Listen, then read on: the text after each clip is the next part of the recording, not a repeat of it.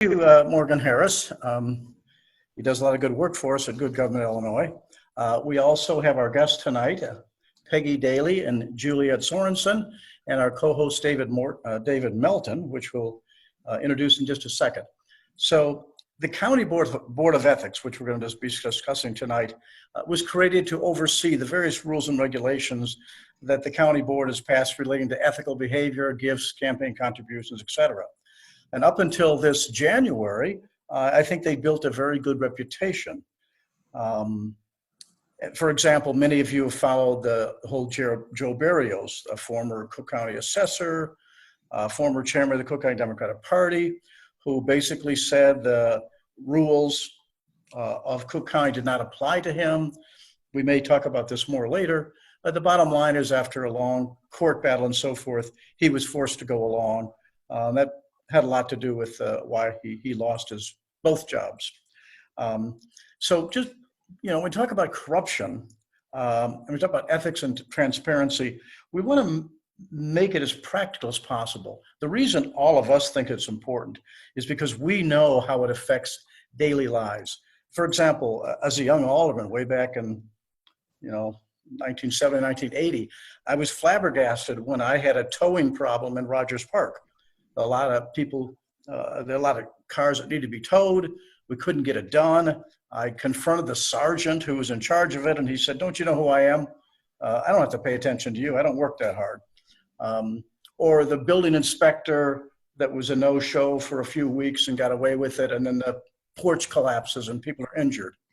Or in 1986, when for the first time I became a committee chairman in Chicago City Council, because Harold Washington finally got a slim majority. And I discovered I took over a committee, and the committee had 19 people on the payroll, only one of them working. 18 others one of them was working full-time in the Ed Verdoliak's Democratic Party office, but none of them were working for the public. These things, and much worse, hurt people. They cost money. We pay taxes when we should. Decent people can't get jobs. So when we talk about ethics or transparency, it's basically, how do we make government work for people? Okay, so that's what we're all about. And bringing it up to date now to 2020 with the present Board of Ethics, I want to try and focus on, let's say, three general things. And we'll work on some of the questions that our listeners have already sent to us. And so one key question is, what were the circumstances that led to 3 of these critically 5 important commissioners who were doing good work to be gone from the Board of Ethics just a few months ago? That's one area we want to look into. A second area we want to look into is, before they left, they'd done a lot of work about new rules and regulations, particularly lobbyists.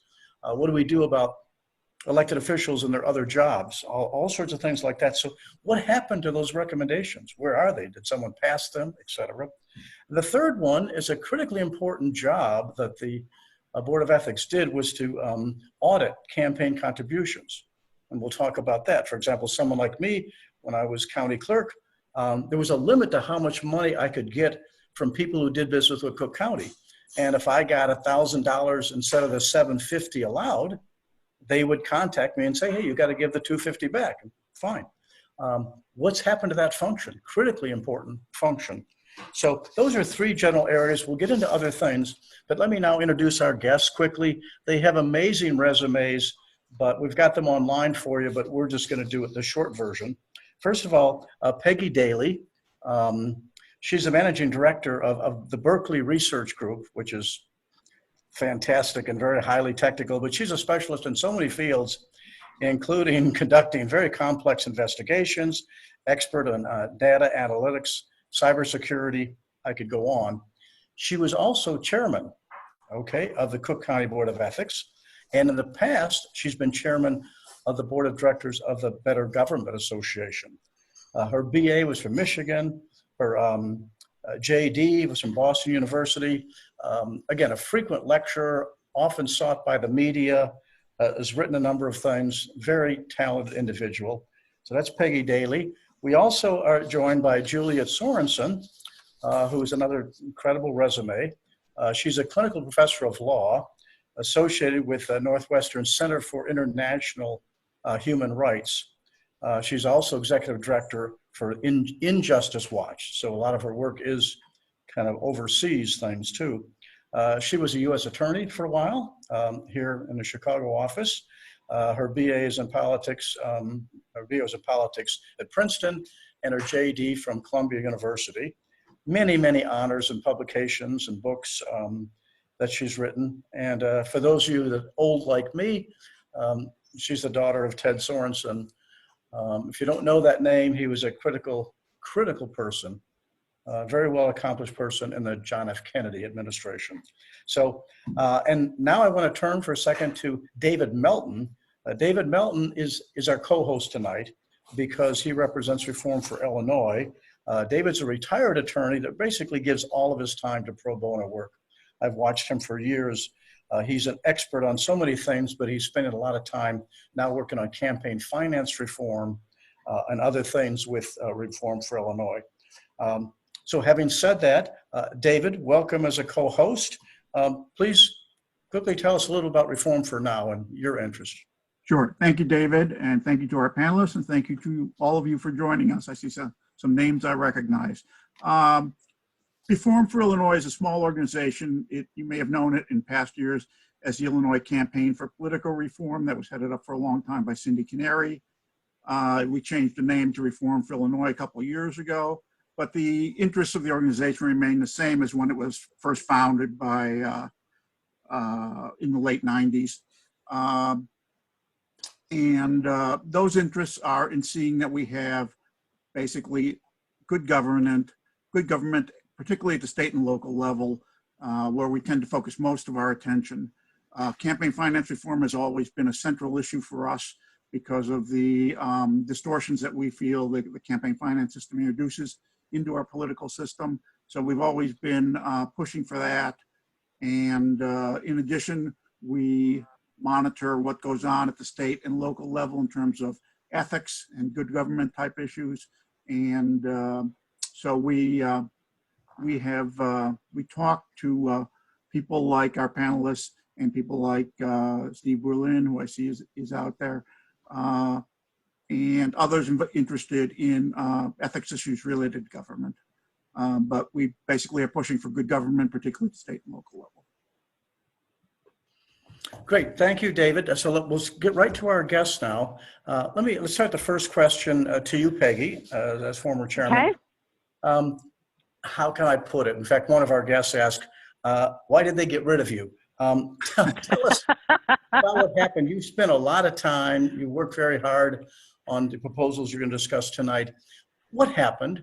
Why did it end up that you disappeared? What are the circumstances in you no longer being there? Well, I can answer the circumstances piece. If you want to know why I wasn't reappointed, you really have to ask Tony Preckwinkle. All of us serve, at the pleasure of the Board of Commissioners and President Preckwinkle. And my term had expired last summer. A number of people's terms had expired, and in the past, those terms just rolled over. If you were doing a good job, you were reappointed, and they were happy to have. I mean, these are volunteer positions. And people spend an awful lot of time on them. And so in the past, my understanding was that you were reappointed. It rolled over. Why there was a sudden decision to not reappoint me that came 9 months later, I can only speculate. But I can tell you what was happening during that 2019, 2020 timeframe. As you mentioned earlier, we were extremely fortunate to have a very, very talented board that really, really cared about the mission. Juliet was also with me at the Better Government Association. David Grossman, who's had a storied career with the FBI and is known as a good government, and two current members of the board that are still there, Vaughn Matthews and Tom Zaremba, are excellent. And together, we had really made some great strides in terms of the Barrios prosecution and and around the time, probably last, I want to say May, June, when Mayor Lightfoot was able to pass right after she... 2019, yeah. Yeah, right. They passed the city ethics reform, which was quite significant, and it was done, I think, within about 30 days of her coming into office, and it was done unanimously. And so as a board, we talked about that, and Juliet and I made some inquiries and met with the chairman of the board of the Board of Ethics at the city. We learned quite a bit, and we came back to the board, and there was a decision made that we should really try to bring our own Cook County Code of Ethics up to best practices. And Juliet took on the really hard work of chairing the committee that was going to make the recommendations with regard to that. And we worked for months and months on it, and the committee members included the staff. We were quite transparent about what we were doing. There were, I think, 3 public meetings that were held where it was discussed. And, you know, our idea was to really take a soup to nuts, you know, review of the code and to try to make recommendations to really bring it into best practices, particularly with municipalities as the size of the city of Chicago. And our goal was, you know, you have to remember the limited authority that the Board of Ethics had. The most that the Board of Ethics could do is to make recommendations. And those recommendations only become law if one of the commissioners chooses to champion those recommendations and bring it to up to the board for a vote, the Board of Commissioners. So the only thing that we were really working on was to do the hard and laboring work of the analysis of the current code and what we could recommend. And I think Juliet will tell you a little bit later on about the specifics there because she worked quite hard on it, and she should be able to give you some of the specifics. But I can tell you that one of the biggest pieces of it was trying to go in line with the city new code, which is to eliminate jobs, secondary jobs held by commissioners and other elected officials, in which, you know, we call them side hustles, but essentially influence peddling. Not jobs that were irrelevant, but irrelevant if you could own a restaurant, but the type of job where you're really being paid because of your influence because of your public office. So we got to the point, I think of in December, and there was a request we were ready in December to vote on it, and all that vote did was bring those recommendations up for public commentary, and that was it. That was the whole. That was the whole vote. It wasn't very earth-shattering. You know, here's a set of recommendations. It was earth-shattering in the sense that, and Juliet's going to explain that more, when you're talking about making changes that might affect the lives of many commissioners and many allies of important political people, because remember, we got names like Madigan, Burke, we could go on and on of people who do similar activities that people were trying to outlaw. So yes, it had to go before the public, but there's no doubt that the public would have supported it. So you were engaged in some controversial things, which we would probably all agree with. But well, right. I mean, to the extent that nobody asked us, there was, you know, other than appointing us to the board, which, you know, as far as we were all concerned, we were doing our job that we were asked to do as Board of Ethics members. It's completely within the wheelhouse of our mission to keep that code of ethics up to date. And so we were asked to delay the vote, which we did. But quite honestly, we really wanted to have that proposal out into the ether during the during the during the primary season. We wanted to have some of the candidates be asked about it. You know, do you support it? Do you not support it? We wanted to have people's feet held to the fire. And there was repeated requests to try and, by the executive director, to slow the whole process down. And we were set to vote on it, I believe it was in early February, at the February meeting. And the day before the meeting, or day or two before the meeting, I received an email notifying me that I had not been reappointed and my term was ending and thanking me for my service. And that's the only communication I ever had with anyone. I never spoke to President Preckwinkle. So you didn't know that you were going to be ousted. No. And David Grossman, at that same meeting, who was a commissioner that you mentioned before, who worked on all these things, he quit in protest, was very critical of the president because of that decision. Now, the president's people responded basically to the three of you, I'm including you, Juliet, here saying, quote, this has come to the president's office, "These ethics board members have opted to grandstand and insert politics rather than focus on good government work." That was the response after. Well, go right that ahead. was the response after we filed. I wrote a Cranes article after I'd been dismissed.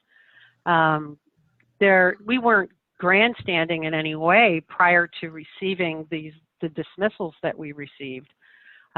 We were working with the executive director. We were welcoming, I mean, the President Preckwinkle and no one from her office, with the exception of Keith Chambers, who's the executive director, that we were working with day to day, ever communicated with us. I mean, we were never told stop. We were never told go. There was just no communication whatsoever. And then we've received the dismissals. And there was actually a push to not vote on, they wanted us to cancel the meeting where we were going to vote on it. They requested that, even though I was still, for I guess a month, and again, still where on the board. They didn't want you to even come to the meeting. They wanted you to cancel the vote. Something that Juliet will explain you've been working on for many months. But these would have, set, if they were passed, not just by you, but by the Cook County Commissioners, would have set whole new rules on a lot of different things that you're going to discuss. Okay, so that's right. That was a setting. Okay, well, let's, I guess because of time-wise, unless, Juliet, you want to say anything about this, or David's going to ask? You know, I will just briefly speak, David, to the statement that was issued by President Preckwinkle's office. You know, the statement regarding the irony of ethics board members grandstanding and inserting politics. That is categorically incorrect. This Board of Ethics was a group of independent, reform-minded, deeply experienced professionals, which last I checked, all citizens of Cook County should want in their Board of Ethics. And I can tell you that not once did politics enter our mind as we were researching best practices in local government ethics codes across the country. Rather, what was in our mind was delivering to citizens of Cook County the bargain that they were entitled to when they entered into the social contract of electing the public officials of Cook County. And it was frankly a rude awakening and something of a sad education in the Chicago way.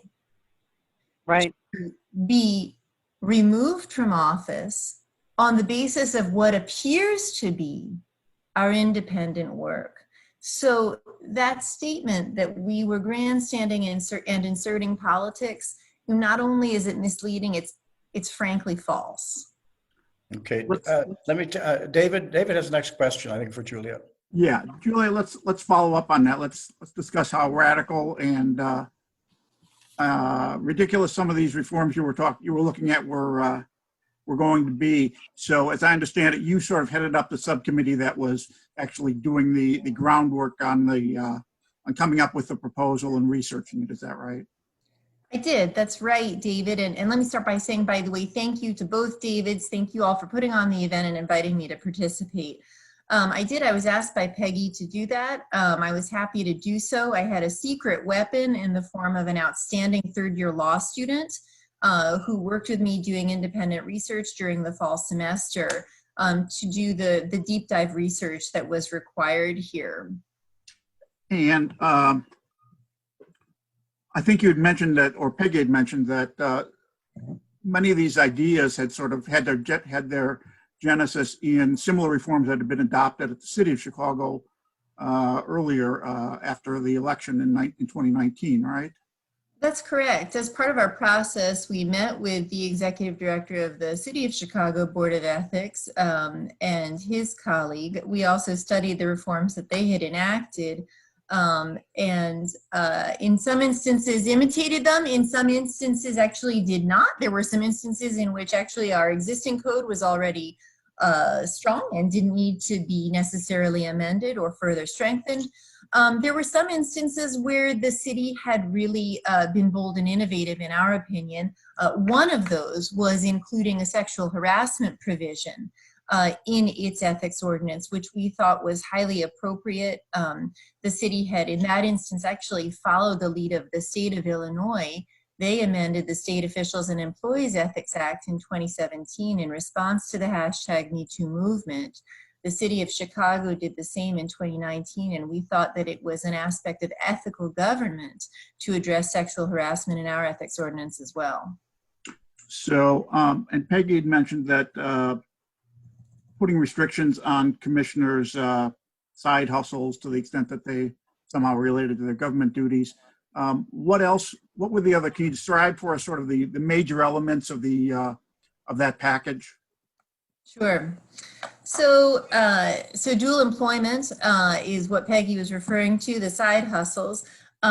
Dual employment really runs right into questions about conflicts of interest, improper influence that county employees or public officials could bring to bear. And frankly, that has the potential to run into questions about nepotism. So all of this is a seamless web that you seek to knit together into an ethics ordinance that, again, provides the most transparent, accountable government for the citizens. So let me speak specifically to dual employment. The current guideline, and it really is that, it's a guideline in the ethics ordinance as it exists right now, is vague.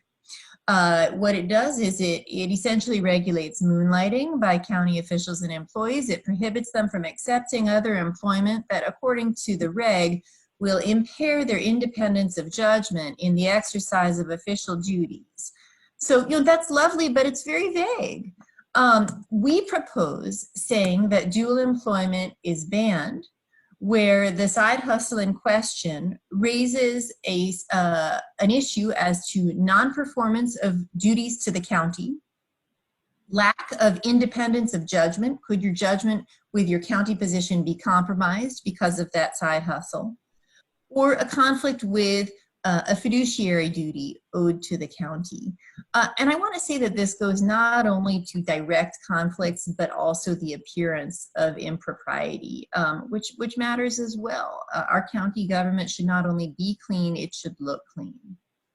Okay, let me hop in 1 second here. We're going to make it as practical as possible. What you're defining is to try and stop, the Ed Burkes of the world, okay? Even though that's the city. Now, what I mean by that is Ed Burke, before his indictment, was chairman of the finance committee in the city council. Yet Ed Burke had a slew of the most powerful corporations in Chicago and Cook County. He was their his law firm, not his finance committee chairman, his law firm represented them, including President Trump, or before Trump was president. And so what the public understands, but what you're trying to spell out for people is, do you expect people to not be influenced by when Ed Burke calls so-and-so, when you know your industry, United Airlines, Commonwealth Edison, whatever it may be, is regulated by the finance committee? So that's what we're talking about. And the same thing when you talk to politicians in the county.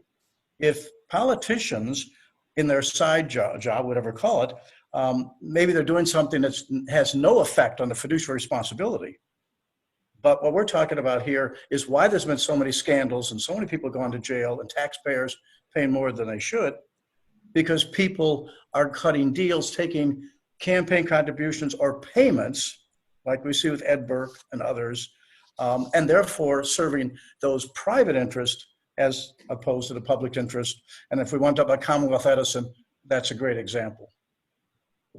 So, David, that's exactly right. And I just want to follow up on one point that Peggy had mentioned in passing, which is that, our proposed clarifications about the restrictions on dual employment, they really should have no effect on the average county employee working a second job. That's not our intention. Our intention is not to interfere with the notion that every man has got a right to earn a living. Rather, the intention is to enhance the board's power to identify and then have the power to address and, if necessary, punish the unethical side hustle. You worked on this for a long time, but when I read, and I wasn't paying that much attention, enjoying my retirement, but it seemed like the president's office and others said, oh, well, you guys rushed it. You wanted the president, in this case of the board, to make a decision real quick. How long did you work on this, and how often did you meet with the President Preckwinkle, or the president's office? Was this a surprise for them in December 2019?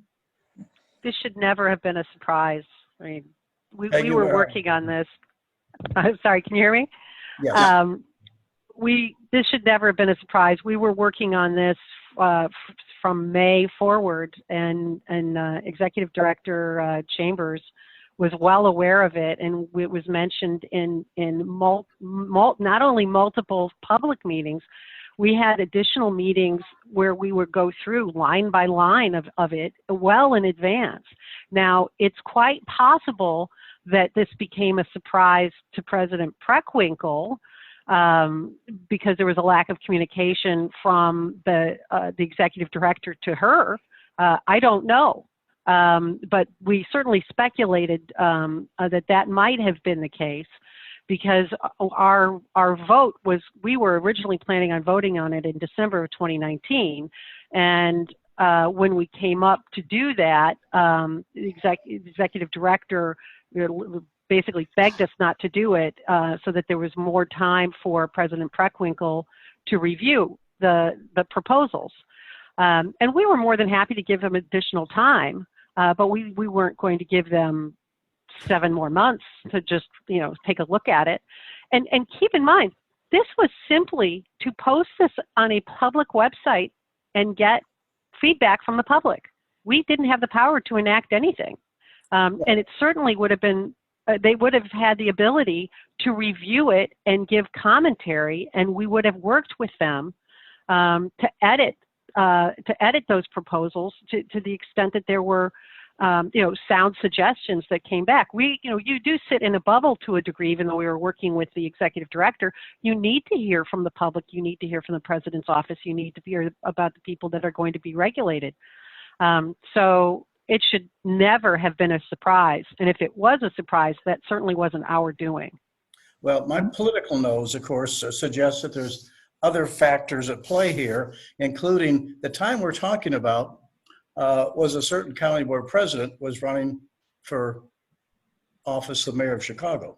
She was reelected. Well, that was a year earlier. It was a year earlier. I'm sorry.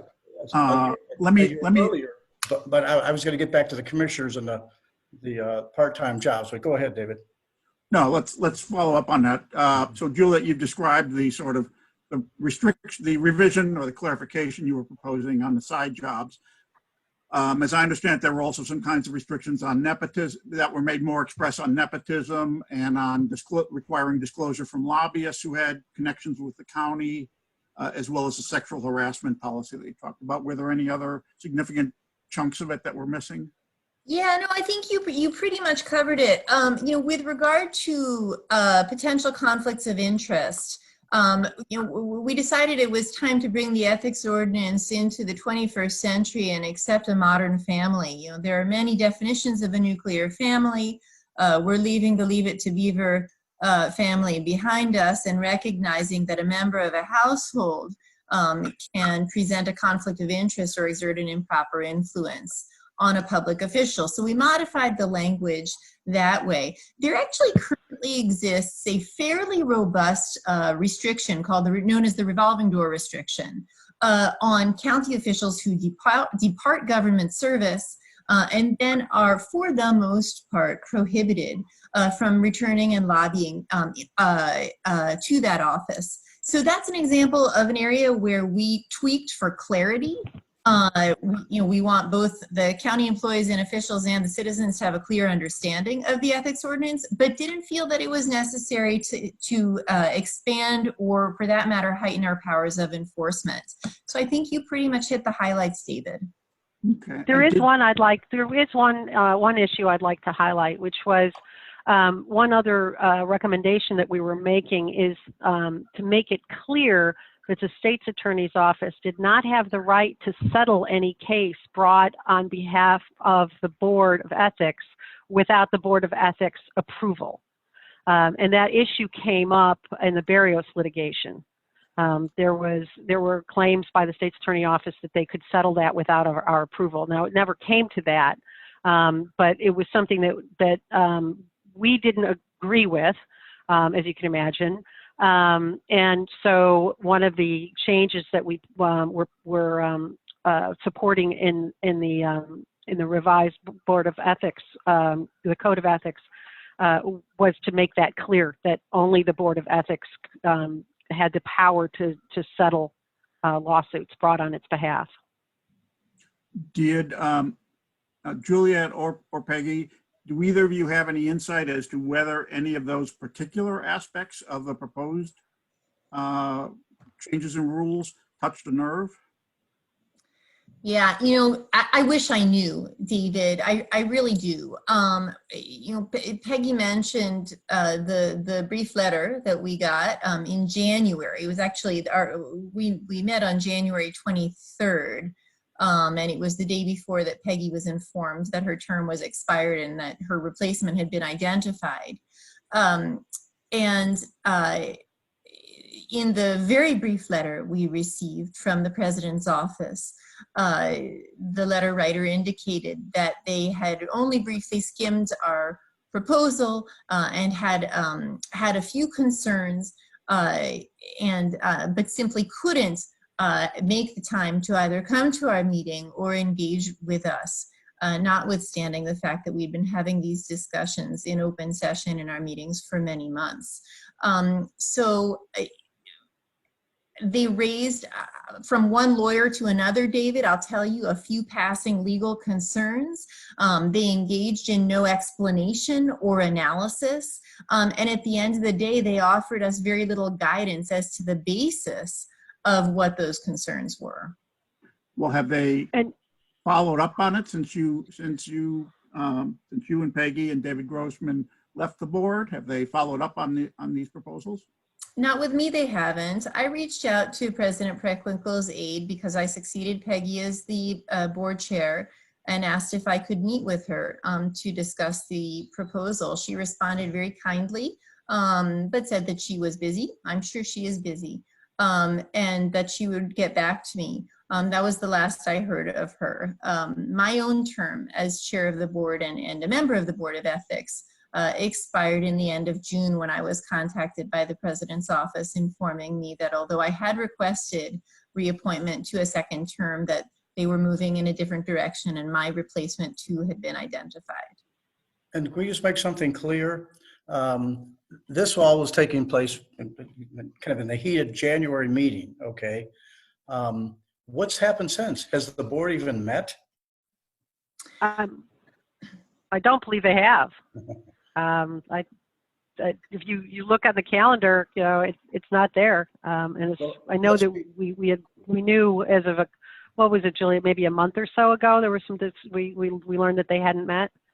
So they've met in the last 2 weeks since my appointment expired. No, The board has not met since February. And one could say, well, COVID-19 is important, but of my understanding, boards of ethics in the city and other places have been meeting all through this, through virtual meetings. There's only 5 That's members. right. You can go onto the calendar, the scheduling calendar on the Cook County Board website, and you'll see dozens of meetings that have taken place, but nothing for the Board of Ethics. And that is the responsibility of the executive director, Keith Chambers. And it simply is not a priority for him to have this board meet. Okay, well, that name's going to come up again because our third general area, I'm going to turn back to you, Peggy, for example. A third general area is this notion of audits, and I mentioned it before, but one of the very important functions done by most Board of Ethics, city, county, whatever, and the county seemed to do a good job in the past, was auditing contributions. And let me just repeat again for people to understand, is that there's rules set, okay? I mean, way back when I was in the city council, the first major ethics ordinance passed in that crazy Chicago place was 1987 because Harold Washington supported it before he passed away. And with that ordinance, it also set rules about how much money you could take from those who do business. The same law we later passed in the county. And at that point, it was a $1,500 that someone who was doing business, like a major corporation or a vendor for the county, could give to an elected official in a particular year. Later, the board reduced that to $750, which I thought was a significant improvement. That was the Board of Commissioners did that. And so I want to talk about this auditing thing because they're the ones that do the service, which are good for good government groups, good for elected officials, to say, someone like me or anybody else, is that, hey, you can't take more than $750 from this particular vendor.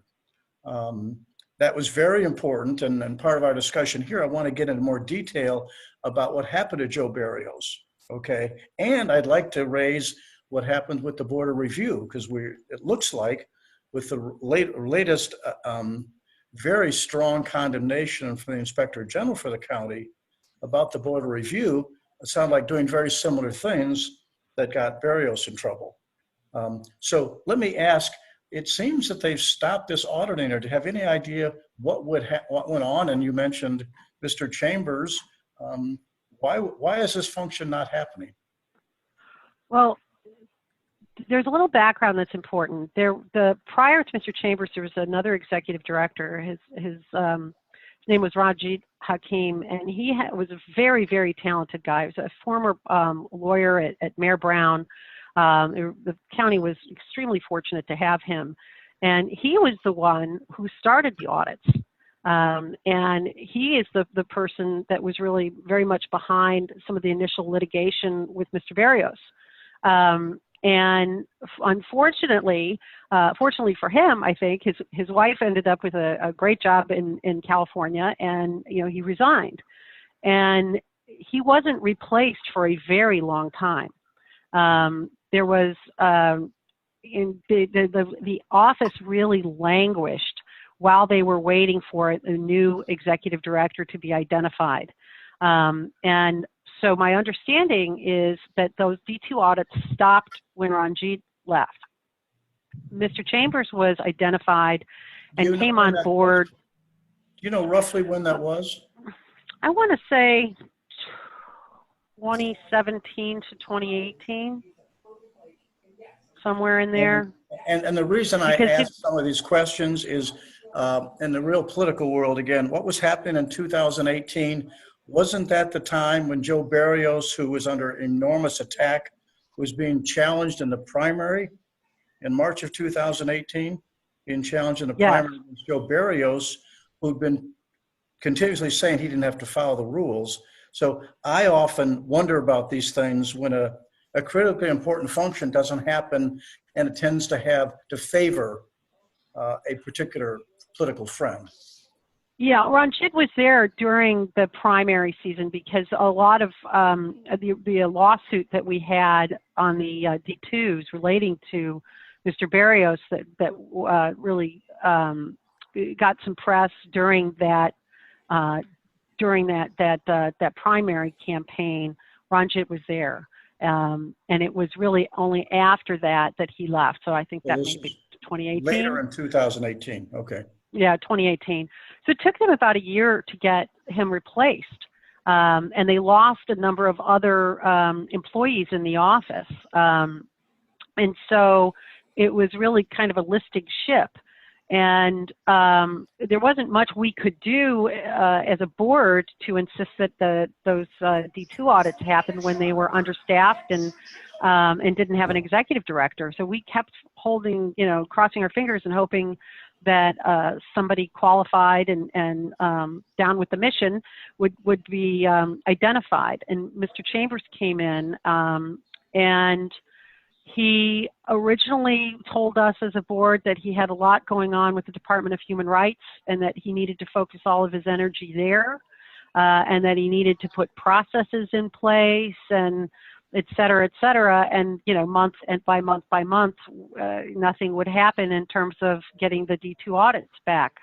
And we were very frustrated as a board with this because we were quite proud of the work that we had done identifying these payments that had violated the statute. And we thought that, it's very important to be watching, when you're not looking, the corruption can start to creep back in. And so the failure to do the audits, we thought, was just sort of a terrible idea. And we just kept hearing from him that, we need a process. I mean, this is not really hard math. The individuals have to produce a list of all of their, all of the donations that they've received, the contributions they've received, and you could look at the number and say, is that above or below, the 750? It's really not terribly complex. But as far as I know, they have not started. And we talked with him. I talked to him numerous times one-on-one with him. We, as a board, we expressed our frustration and actually directed him to make sure that they started again. And that was one of the things that I talked about in my last board meeting, that it was extremely disappointing that these audits have stopped. And there's really, honestly, no excuse for it. Could we, either one or both of you, spell out just kind of practical detail, what would happen with Barrios? And again, why this affects regular people? He said, he said he didn't have to follow the law that the rest of us in county government had to follow. Is that correct? He did, and Mr. Barrios is a very persistent litigant. So, in brief, as Peggy described, the board found that he had violated the ethics ordinance because when he was running for re-election as the assessor, his two political committees took donations in excess of the $750 limit imposed on individuals who essentially have a pending interest with the elected office at issue. Now, we who live in Cook County know the function of the Cook County assessor is to assess the values of properties and then assess taxes on those properties. It makes the assessor pretty powerful, and Mr. Barrios was courted by many lobbyists, many of whom did indeed donate to his re-election campaign. So the Board of Ethics notified both the individuals in question, that is the donors, and Mr. Barrios, that their donations were in violation of the ethics ordinance. Mr. Barrios was offered the opportunity to simply return the excess money and go along with his business. At this point, actually, he had lost the re-election campaign, so he was a private citizen. And we got a strong hint from his attorney that he wouldn't be doing that. So as we were speculating about whether or not we would file suit against him to enforce our decision, he beat us to the punch and filed suit against us. And this suit has had a couple of different iterations. In the first iteration, Mr. Barrios sought a declaration that certain provisions of the ethics ordinance were actually unconstitutional pursuant to both the Illinois Constitution and the US Constitution. He was unsuccessful in that argument. And then most recently, he argued that the ethics ordinance was unconstitutional as applied to Mr. Berrios himself. And that too was unsuccessful, and that ruling came down just in February. And how much money? And I would note, I would note that hundreds of thousands of dollars of taxpayer money was spent in this litigation, because not only did the Board of Ethics have some litigation against Mr. Berrios. They've had separate counsel that was paid. I believe David Hoffman was involved at one point earlier in prior violations, and state's attorney time, because they were very involved in pursuing the second set of cases that we had. But on top of that, the state's attorney paid for a separate independent counsel for Mr. Berrios to pursue these baseless baseless claims about the constitutionality of the ethics code. So an enormous amount of money was wasted, taxpayer money wasted on it. And how much money are we talking about that Berrios got in, say, in prohibited contributions, roughly? It was well north of $100,000. There were two separate accounts. Juliet, do you have the number handy? I'm just seeing if I have it. I don't think I have the actual amount off the top of my head. Closer to 150,000 than 100 between the two accounts. And am I correct that some of that came from lobbyists or companies that had tax matters before the Absolutely, absolutely. Absolutely. They're names that are known Almost to all of everybody on this call. Lawyers that had tax appeals pending. I mean, you can look them up on the web, all the different individuals, but it was all sort of people that had a vested interest in real estate appeals. And again, we're trying to bring it back to average people again. This was remember, Mr. Berrios not only was this powerful assessor, he was chairman of the Cook County Democratic Party, okay? And this was the major cash cow. And besides that, hundreds and hundreds of thousands of dollars over the years went into those politicians who engaged in that kind of activity. And the reason that's important is because now we know from other research that people's property taxes were assessed improperly. Hundreds of thousands of Cook County residents, particularly poor and middle income folks, that's right, paid more than they should have, and many people paid less than they should have. And so that was an important thing. He fought it all the way. He did finally lose. You guys had to work on that. But I want to connect it, as you said before, to the Board of Review. Most people do not know, but the Board of Review is a relatively new governmental agency in Cook County, 3 commissioners, and they have the right to do other appeals.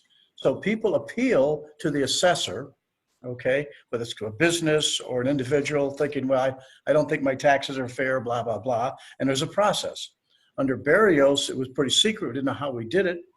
Under the new assessor, Fritz Peggy, the information is all pretty clear how you do it. Doesn't mean you always agree with it, but it's pretty clear.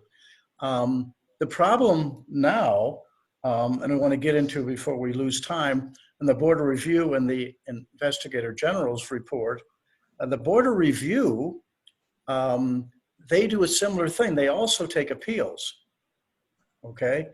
And one of the fascinating things that are going on, but they also take all this money that the Ethics Board and others said that they shouldn't and couldn't, okay? And at the same time, one of the ringleaders of all that, the 3 commissioners, all 3 commissioners were, quote, improperly taking money. But one of those key commissioners has been, brought up with Madigan to be a top player, and he also was to be the candidate recently for clerk of Cook County, which was to take Dorothy Brown's spot. So I mention these things because there's powerful factors at work here. And the Board of Review, just as one example, in Evanston, this is how practical it is after the assessor did the assessments for commercial, okay, in Evanston, where at least David Melton lives, okay, the Board of Review came in afterwards without any particular clarity. They lowered many of the commercial, in some cases below what anywhere near the price of the property was, okay? That lowering might in fact dramatically increase David, you, and all the other Evanstonian residential people in the amount of taxes they pay. I don't know the number. It might be over $500. It might be $1,000. And that's the kind of political impact. And I'm suggesting the reason I think we're involved in these things and ethics is that we're concerned that what is really motivating these decisions, like from the Board of Review? Is it because they're giving their best judgment about whether or not a powerful commercial institution is paying their fair share? Or is it because of this cash cow that Barrios created, where the real estate lawyers make a ton of money on appeals that in many cases should never happen? If the assessor would get them right the first time, why could you just appeal over and over again? Now, having said that, particularly to our guests, is there anything you want to weigh in there relating to the Board of Review? If you want to explain a little bit what the IG's report said about the Board of Review? Sure. I mean, I'll speak briefly to the IG's report, David, and say, echo what you said with regard to the Board of Review's function, and without streamlining and transparency, really the gross inefficiency of this notion of appealing property taxes and special interests having outside influence, with the burden being felt hardest by, as you said, lower and middle income families in Cook County. I think that the Inspector General's office made an extremely important point with regard to the Board of Review. The Board of Review has always held out proudly that it was not subject to the Shackman decree, the federal consent decree that governed hiring in Cook County and city offices, and regulated the amount of non-merit-based, that is to say relationship-based hires that an office could make to a small immediate circle. So the Board of Review was Shackman, has always been Shackman exempt, and it offered that up as a defense to the Inspector General when the Inspector General confronted the members of the Board of Review with the fact that their office, with regard to hiring practices, is a shambles. Indeed, there appears to be no standard practice for hiring at all. Everything is relationship-based. There is no qualifications test or exam. There is no meaningful scrutiny done for applicants for positions within the office. Rather, it's a friend or a relative of a friend or a relative of people who are either on the Board of Review or clouded to the Board of Review. And the Inspector General makes the extremely important point that while the Board of Review may not be subject to the Shackman decree, it is subject to U.S. Supreme Court rulings that have held that government offices that hire on the basis of patronage actually impose a chilling effect on employees who would seek to work in those offices, and therefore actually violate the First Amendment rights of those individuals. And Shackman exempt or no, the Cook County Board of Review is perilously close right now to violating the rights of people who hope to get the benefit of that office. Yeah, if people are interested in reading the report, it's available. And again, it's a scathing report, basically saying it's a patronage operation. And this is 2020. And again, and I'm trying not to be too unfair to individuals involved here, but this was a post that almost all the powerful leadership of the Cook County Democratic Party wanted to give someone who has been violating these provisions now all these years at the Board of Review. So I guess when we talk about ethics and accountability, we're hoping that they lead to the fact that people who don't function properly shouldn't get promoted. Rather, we should elect people that truly believe in government being accountable. Having said that, I know we're close to time. I know there's other questions we haven't necessarily got into. Let me just ask Morgan or David.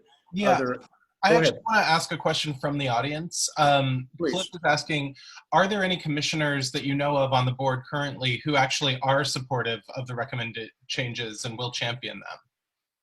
Well, it's a very good question. We were told when we were working on the recommendations that it had the support of President Preckwinkle. This is what Mr. Chambers told us, and that Larry Suffredin, Commissioner Suffredin, would support them and champion it.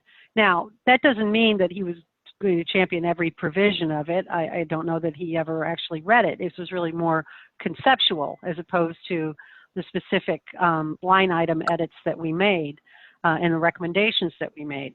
So that's what we were told. But, you know, the fact that nothing is happening, and in fact, I believe that the recommendations no longer exist on the website, they've been taken down, speaks volumes. So I think you can read into it that there's not a great deal of support. And just so everyone knows, if you pop open your chat box, you'll see we put the link to those ethics reform, the recommended changes in the chat box, so you can get that link and see what they actually are. Yeah. And you know, just to, sorry, Julie, just let me say one thing. You know, when the provisions that we have, for the most part, the idea that you shouldn't have dual employment that conflicts with your fiduciary obligation, to, you know, is not new. You know, we were saying maybe this is, you know, we were inspired in 2019 by what happened with the city, but it wasn't so much that these were all brand new ideas. It was the fact that they could actually get it done, because you had to have a set of aldermen who voted against their own self-interest, which is a very difficult thing to have happen. And so we find a complete lack of interest by the current Board of Commissioners to take up the torch with regard to these recommendations. You know, edit them, change them, but you know, we still don't have a sexual harassment policy, anti-sexual harassment policy in Cook County. To, you know, how many years later? I mean, there are provisions here that shouldn't be controversial, and yet the whole thing lies dormant because of the lack of interest. And Morgan, I would add that Commissioner Bridget Degnan's office also contacted me and had some excellent and very substantive questions about the proposed reforms. Last I heard, Commissioner Degnan was planning to reach out to Mr. Chambers, and from there, who knows? Okay, are we about out of time, Morgan? I have a follow-up question that I'm just burning to ask if I'm allowed. So I know we've talked a lot about ending dual employment, but I'm curious, given that Mike Madigan is the chair of the Illinois Democratic Party, and Preckwinkle, the Cook County Democratic Party, and Barrios before her, and I think even Mayor Daley was chair of the Cook County Democratic Party at one point. So I'm just curious if you have had any discussions or heard any discussions about banning dual elected office. And I'm not just talking about, you know, for party positions, but also in the case of, you know, one elected official in Illinois I can think of off the top of my head who is, you know, a mayor of his town and also a state senator. It seems like those dual office holding positions is, if it's not corruption and it's on its own, then at least it seems it's a breeding ground for corruption. I'm just curious what your response was for that. So I think, Tom, that depending on the two offices, that would absolutely fall within our proposed revamping and clarifying of the restrictions on dual employment. Because you can imagine that if somebody's a county commissioner, also say the mayor of her town in the south suburbs, you know, her impartial judgment about the best interests of the district that she represents in Cook County may be compromised by her desire to provide for her constituents in the south suburban town that she's mayor of. So dual governmental appointments could conceivably fall within that limitation. And So- Juliet, No, there's a good example. There's a good example of Yes, this with there is. Commissioner Tobolsky, who was mayor of McCook, and he had to resign after the FBI visited his offices. So yeah, I think your point is very well taken.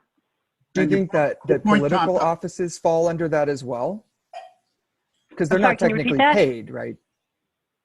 but the Can you question repeat is, it? Sure. Go ahead. Does that include political offices like Cook County Democratic Party chair or Illinois Democratic Party chair, or even like in Ed Burke's case and many other aldermen, the ward political organizations committee person? Well, I will tell you that we actually considered that question carefully because there are a number of appointed offices, including, for example, the members of the Board of Ethics, which are actually volunteer positions where there is a need for dedicated public servants. And so we didn't want to categorically exclude that, but we did want to make the provision broad enough that if that conflict of interest or appearance of impropriety came into play, then the Board of Ethics would have the power to say that's not permissible. Thank you. And just let me add that that is something, Tom, that we have looked at the state level in terms of state legislators, and as you know, prohibiting them from being lobbyists and maybe prohibiting some of their side hustles as well. But so far, we haven't gotten much traction on it. Yeah, it takes votes, and that, I guess my last question, I promise, is do you think that there should be that the Board of Ethics should be an elected position rather than appointed? Oh, it's a good question. Great question. You know, I'm not sure. I'm not sure because, you know, there's always that issue of merit versus, you know, where you merit appointees versus elected officials. You know, one of the things that was nice about working with Juliet and the other people on our board is everyone there was there because they cared about the mission. And nobody was using it as any kind of stepping stone. We all had careers in good government and cared very much about it. And by I say careers, I mean volunteering. So, you know, there is a lot to be said in terms of the merit-based appointees, as long as their terms are long enough. We did have 4 years. I had 4 years on that board. I just wish that we'd started the initiative to rewrite the code earlier. We could have, you know, stayed on and done more. So, you know, the timing of that, I think, was just unfortunate to have lost 3 of the 5 board members in very short order, right when we were trying to make the push to get some traction on making things better in Cook County. Okay, I think, Juliet, do you have anything else to add, or, because if not, I was going to close it up. No, I don't. Please. Okay. Okay, so it just, by the way, in closing, keep in mind that we don't have a lot of time now, but there's always action that can follow.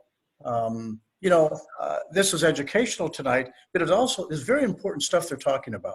So feel free to contact the new commissioners of the Board of Ethics to encourage them to meet, to move ahead on, you know, let's say, call it the Daley Sorensen plan, Grossman plan to reform Cook County, whatever it is. We need to push the commissioners. We need to push the staff. Let's we can move on this because it affects so many things. Barrios is gone. The Board of Review needs enormous improvement. Other things have happened. The new Cook County clerk has been found to be violating Shackman decree according to a federal court. There's the Commonwealth Edison thing. There's stuff everywhere. And so we just want to encourage people to call and complain. And even though people say, well, people don't care about corruption, I know of plenty of polls where corruption ranks really high because people do understand that their money is being misused and in many ways if we don't have decent accountability and transparency.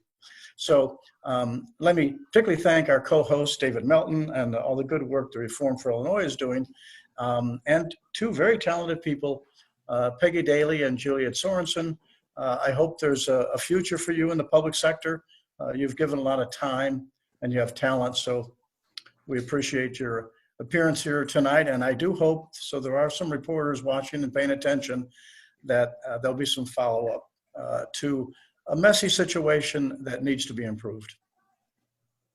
Thanks very so much for having you me. all.